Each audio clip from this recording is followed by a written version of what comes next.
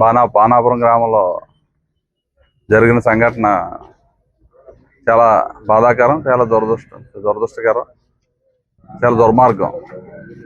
ఎందుకంటే చదువుకునే అమ్మాయి, 6th క్లాస్ చదువుకునే అమ్మాయి మీద రాయపిరెడ్డి బాబీ అనే వ్యక్తి ఒక మృగంలా బిహేవ్ చేయటం, స్వయంగా వాళ్ళ తల్లి డైరెక్ట్గా ఎస్పీ గారి దగ్గరికి వెళ్ళి కంప్లైంట్ చేయటం, తక్షణమే ఈరోజు ఉదయం అతను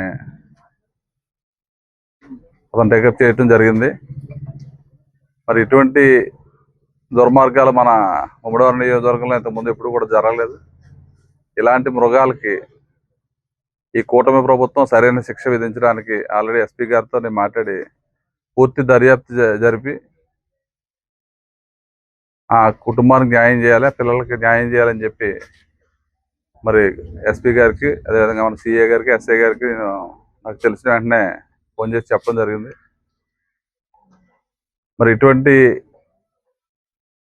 దారుణం ఎప్పుడు కూడా మనం వినలేదు. చిన్నపిల్ల 10 సంవత్సరాలు ఉన్న పిల్ల మీద మరి చాక్లెట్ ఇచ్చి పిల్లల్ని ఇంటికి పిలిపించుకుని ఈ రకరకాలుగా చేయటం, వాళ్ళ కుటుంబానికి కూడా పరామర్శించాం. వాళ్ళు కూడా చాలా విషయాలు ఇంకా చెప్పడం జరిగింది. తప్పనిసరిగా ప్రభుత్వం కృతనిశ్చయంతో ఇటువంటి వారికి ఏ విధమైన శిక్ష పడాలో ఆ విధమైన శిక్ష ఏం బాధ్యత మేము తీసుకుంటాం. అదేవిధంగా కుటుంబానికి కూడా భర్త పోయి చాలా ఇబ్బందుల్లో ఉన్న కుటుంబం మరి రోజు మరి తాళ్ళు హెడ్లెస్కి వెళ్ళి ఏదైతే రొయ్యలు తలకాయలు తీసుకుని బతుకుతాం అని చెప్పి ఆవిడ చెప్పడం జరిగింది. ఆ అమ్మాయికి ఒక అమ్మాయి, ఒక అబ్బాయి. తప్పనిసరిగా కూటమి ప్రభుత్వం ముఖ్యమంత్రి గారి దృష్టి కూడా తీసుకెళ్ళి ఆ కుటుంబానికి కూడా ఇల్లు కానీ సైట్ కానీ లేదని కూడా చెప్పారు.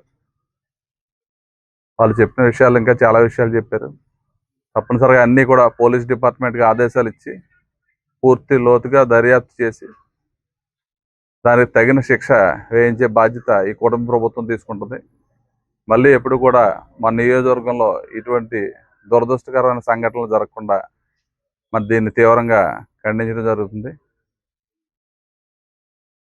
మరి ఎప్పుడు మనం ఇటువంటి విషయాలు ఎప్పుడు మన ఐపోలవరం మనలో ఎప్పుడు లేవు. మరి ఇటువంటి సంస్కృతి మళ్ళీ ఎప్పుడు లేకుండా కఠినమైన చర్య తీసుకునేలా నేను అన్ని రకాలుగా బాధ్యత తీసుకుని ఆ కుటుంబానికి న్యాయం చేస్తాం. అదేవిధంగా మన నాయకులు అందరూ కూడా వచ్చారు. అందరూ కూడా ఉదయం నుంచి కూడా అనేక మంది వచ్చి వారిని పరామర్శించడం జరిగింది. తప్పనిసరిగా మనం మానవ జన్మ ఎత్తాం కాబట్టి 100% ఇటువంటి దాన్ని ఖండించి వాళ్ళకి సరైన శిక్ష విధించేలాగా డిపార్ట్మెంట్కి అందరికీ కూడా ఆదేశాలు ఇచ్చి ప్రభుత్వం దృష్టికి, మరి ముఖ్యమంత్రి గారు, ఉప ముఖ్యమంత్రి గారి దృష్టికి తీసుకెళ్ళి ఆల్రెడీ ఈ వాట్సాప్లో మొత్తం ఉదయం నుంచి కూడా పెద్ద ఎత్తున ప్రచారం జరుగుతుంది.